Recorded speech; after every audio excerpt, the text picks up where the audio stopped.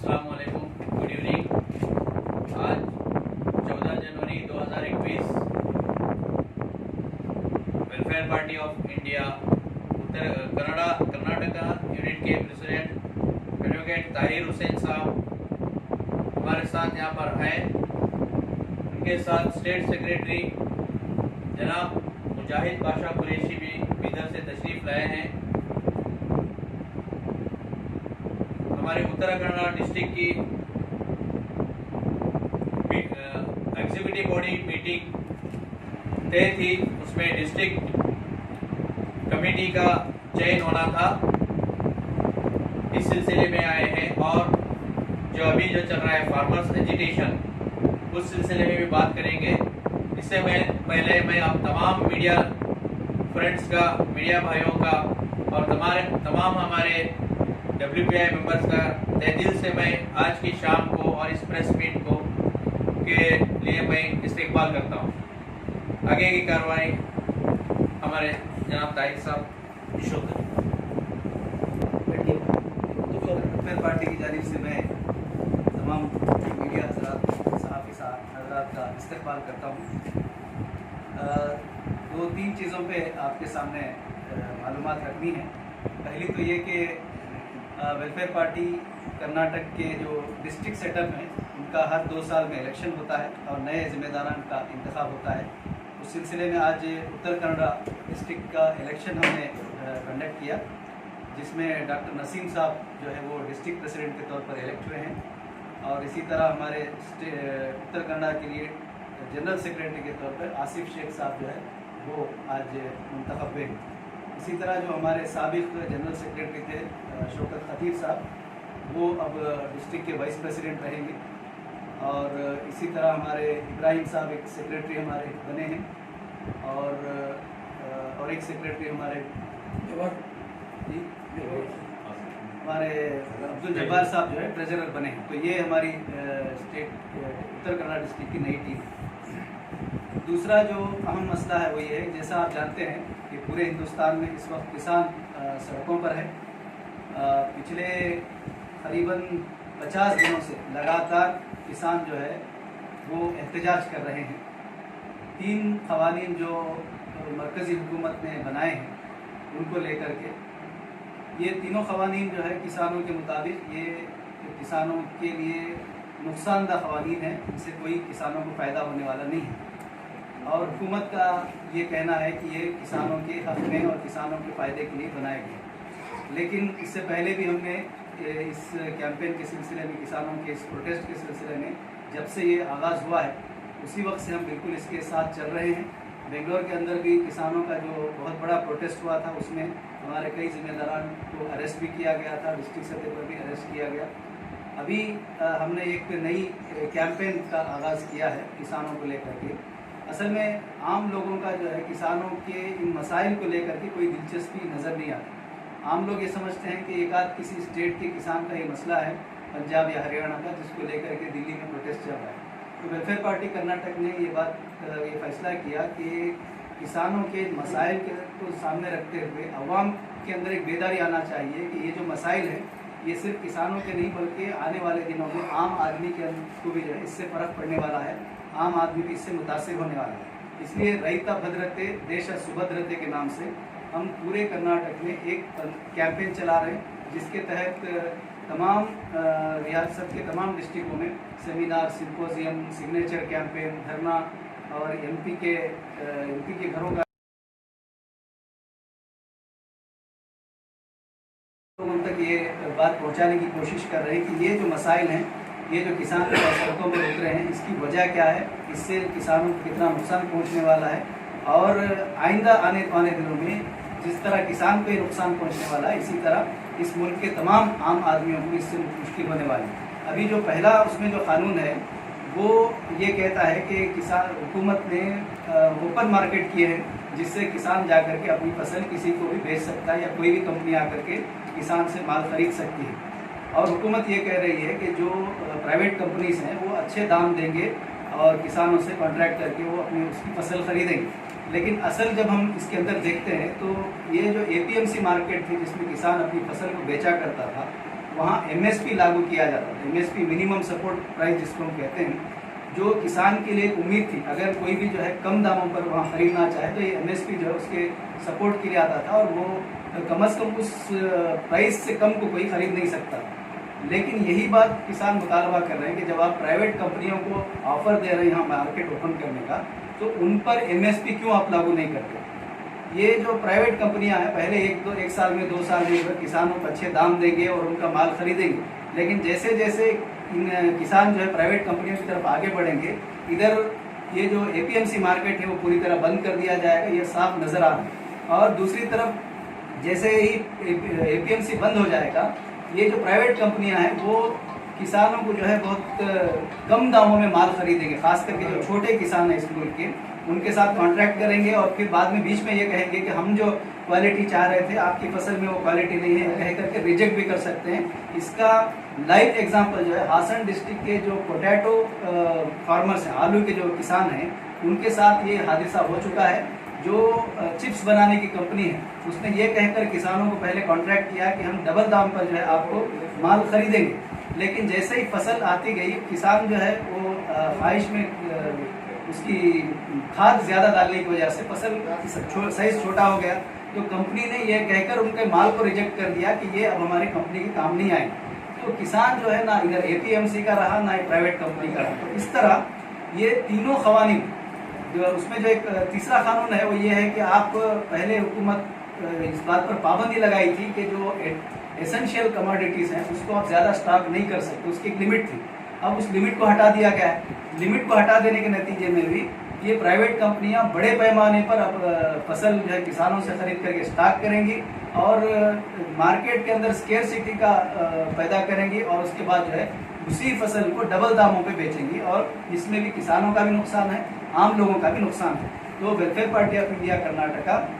पूरे कर्नाटक में किसानों के इस एहतजाज के साथ है और हुकूमत से मुतालबा करती है कि हुकूमत किसानों के इन चीज़ों को वापस ले। यानी अभी जो सुप्रीम कोर्ट ने जो स्टे दिया है हम उससे मुतमईन नहीं है। ये जो है स्टे जो है सिर्फ किसानों को बहलाने के लिए है, और 26 तारीख को जो बहुत बड़े पैमाने पर किसान एक परेड करने वाले थे उसको रोकने के लिए ये सिर्फ स्टे लाया गया है। किसानों का मुतालबा, और हम उस मुतालबे को सपोर्ट करते हैं कि इन कवानीन को पूरी तरह वापस लिया जाना चाहिए, ये वेलफेयर पार्टी का मुतालबा है। अभी जो एनिमल स्लैटर बिल के सिलसिले में जो बात आई है उस पर हमारे स्टेट सेक्रेटरी मुजाहिद पाशा कुरैशी साहब आपके सामने बात करेंगे।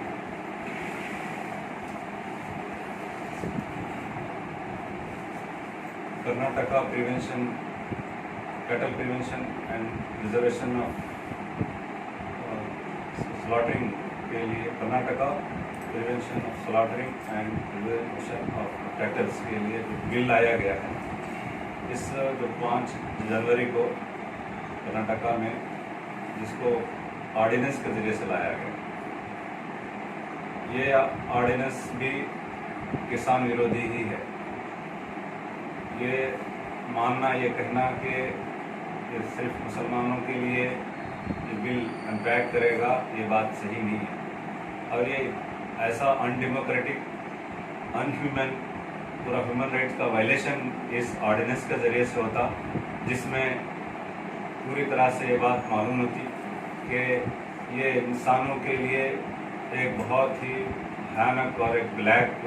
कानून बनेगा अगर ये इम्प्लीमेंट होता है, जिसके ज़रिए से पूरी इंसानियत को और कर्नाटका की 60% आबादी जो इस पर डिपेंड करती है इसका असर पड़ेगा। मैं उस एक्ट के उस ऑर्डिनेंस की कुछ बातें आपके सामने रखता हूँ कि ये जो काउ स्लॉटरिंग बिल जो 1964 था, उसके अंदर जो कानून काउ के लिए पहले से ही इसकी पाबंदी थी, इसमें सिर्फ काउ के लिए प्रोविजन था। यहाँ ये आज काउ के साथ दूसरे एनिमल्स भी इसमें ऐड किए गए, बुल और बलक भी इसमें ऐड किया गया, और घी और शीप बफेलो को भी इसकी उम्र 13 साल होने के बाद इसको स्लॉटिंग करने की अलाउ किया गया। जबकि ये बिल किसान पर बहुत बड़ा बर्डन डालेगी। आज आप देखते हैं कि कर्नाटका में नहीं बल्कि पूरे भारत के अंदर जो फीमेल फिटिसाइड्स का जो बच्चियों की पैदाइश पर जो रेशियो है घट रहा है, कि लड़की पैदा होती है तो उसको सोनोग्राफी के ज़रिए से उसको मार दिया जाता है। ठीक ऐसा ही मामला किसान के लिए गांव में अगर 100 बफेलो हैं तो एक ही बफेलो या 2 ही बफेलो काफ़ी होते हैं। अगर उसकी भी जनरेशन अगर बराबर की बराबर होती है 50%, तो उसको भी ही बफेलो को 13 साल तक उसको पाल के रखना पड़ता है, तो जो इस किसान पर एक ओवरबर्डन बन जाता है। तो इस तरह से एक इम्पैक्ट ये पड़ेगा कि 13 साल तक वो जानवर रखे और उसकी वो प्रॉपर कास्टिंग नहीं आएगी। दूसरा, इसके अंदर जो पनिशमेंट का जो लॉ रखा गया है कि इसमें जो 13 साल के बाद से जानवर को चाहे गाय हो या बैल हो, ये दोनों भी जो काम करने के लायक नहीं रहते, दूध देने के लायक नहीं रहते और बच्चा देने के लायक नहीं रहते, तो ऐसे जानवर के लिए इनका किसान जब उसको बेचता और उसके बाद वो दूसरा जानवर खरीदता, लेकिन इसको जब बैन किया जाएगा तो ये उस पर उसकी जो हार्ट इनकम थी, उसकी बेटी की शादी हो, किसान की, या उसका कर्जा चुकाना हो, या हॉस्पिटल का कोई मैटर हो, या बच्चे की पढ़ाई का मामला हो, ये सारे के सारे इससे मुतासिर हो जाएंगे। और फिर तो एक बड़ी इससे अगर इसको गौशाला में भेजना ही चाहती है गवर्नमेंट, तो गवर्नमेंट को चाहिए कि वो किसान से जानवर खरीदे, जिस तरह से वो दूध खरीदती है उसी तरह से वो जानवर खरीद के गौशाला में भेजे। अगर नहीं है तो किसान की इनकम पर हाथ ना डालें। तीसरा इसमें अंदर जो नुकता है वो ये है कि इसकी के लिए जो गौरक्षक के नाम पर जो अनसोशल एलिमेंट को लिए फॉलो किया जाए गुड फेथ के नाम से, इस ऑर्डिनेंस के एक शीट के अंदर ये बात कही गई कि जो लोग गौ प्रोटेक्शंस के नाम पर जो लोगों को लाने ले जाने के लिए ट्रांसपोर्टेशन करने वालों के लिए उनको ये पूरी तरह से कहीं भी उनको पकड़ने, मारने और उनको पीटने और उनके साथ असल्ट करने का पूरा राइट उनको दिया जा रहा है। और इनको ये कहा जा रहा है कि इस पर वो पुलिस पर कोई लीगल एक्शन ना ले, उनको इस तरह का प्रोटेक्शन दिया गया। चौथी चीज़ जिसके अंदर यह है कि स्लॉटिंग करने के लिए शक की बुनियाद पर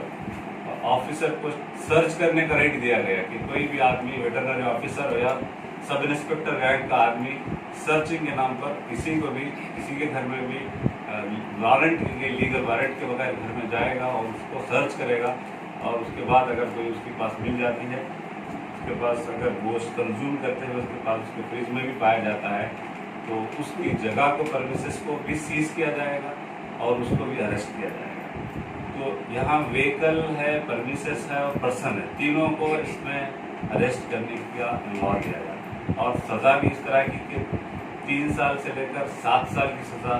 इसमें जेल में डालने की बात कही है और 50,000 से 10 लाख रुपए का फाइन इस पर लगाया जा रहा है। और एक जो आखिरी बात जो इस आपके चैनल के ज़रिए से जो बात बतलाना चाहते हैं वो ये है कि जहाँ गुजरात में, राजस्थान में, यूपी में जो आज से 5 साल पहले 2015 में जो इस तरह का बैन लगाया गया, तो वहाँ का जो सेंसस एनिमल का जो सेंसस का डेटा बताता है तो उस सेंसस के तहत जानवरों का जो रिकॉर्ड था 2015 में और 2019 में दोबारा सेंसस हुआ, तो जिसमें 23% जानवरों की कमी आई है। और जो स्टेट में जहाँ बैन नहीं था वहाँ उनके ऊपर कोई कमी नहीं आई, क्योंकि किसान के पास से कोई खरीदने वाला ही नहीं रहेगा, तो किसान उसका कल्टीवेट करने, उसको पैदा करने, पालने का पूरा अमल उसको रोक लगा देगा। इसी तरह से ये एक ऐसा ही भयानक कानून है जिससे हुकूमत को हम चाहते हैं, डिमांड करते हैं, वेलफेयर पार्टी इसका डिमांड करती है कि इस कानून को ये वापस ले और इस तरह के कानून से जो एक कम्युनिटी, जो कसाई कम्युनिटी है, वो इससे बेरोजगार हो जाएगी और होटल का बीफ का जो मैटर है वो इस पर जो लोग काम करने वाले हैं वो लोग भी इससे हो जाएंगे। और इससे इस जरिए से जो कोबलर है, चमार है, वो जो इसकी बड़ी इंडस्ट्री जो लेदर पर चलती है वो भी इससे इम्पैक्ट पड़ेगा उन पर। और फिर दूसरा जो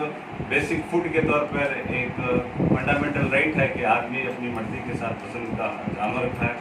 तो काऊ के साथ आपका रिस्पेक्ट हो तो ठीक है, लेकिन जो ही और शी बफेलो के मैटर है और बुल का जो मैटर है, इसको इसमें अलाउ करना चाहिए। और अल्टीमेटली जिन लोगों ने, जो लोग इससे कारोबार से जुड़े वाले हैं, जो इकोनॉमिकली बहुत ही ज़्यादा परेशान हो जाएंगे, उनको एक गवर्नमेंट को चाहिए कि उनको अल्टरनेट उनको पैकेज के जरिए से अल्टरनेट उनके बिजनेस का सेटलमेंट करके इस तरह की चीज़ की जाए। तो ये एक ऐसा बिल है।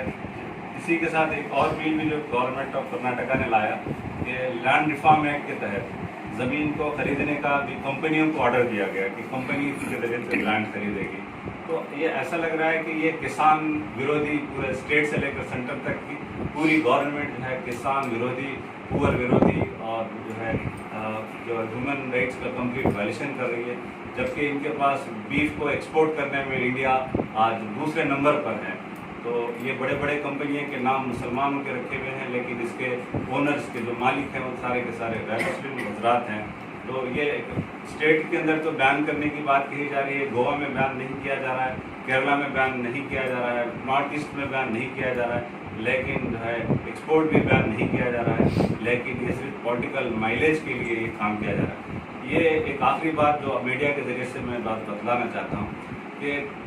ये हमारे मुल्क की जो गाय है, दूध देने से ज़्यादा ओट देने पे बहुत ज़्यादा ये ओट का ये जो है बहुत बड़ा माइलेज और ओट देने में बहुत ज़्यादा ओट के लिए इसको इस्तेमाल किया जा रहा है। तो हम चाहते हैं कि ऐसे किसान विरोधी, गरीबों के लिए और कमज़ोरों के लिए जो कॉरपोरेट फेवर्ड जो गवर्नमेंट है, इसको फौरी तौर पर इस तरह के इक़दाम से बाज आना चाहिए। और ये तो कर्नाटका एक बहुत ही पीसफुल और बहुत ही एक डेवलपिंग स्टेट हमारा है, इसके प्रोग्रेस में इस तरह के कानून लाकर इकोनॉमिकली डेडलॉक और बैकलॉक नहीं करना चाहिए। Thank you.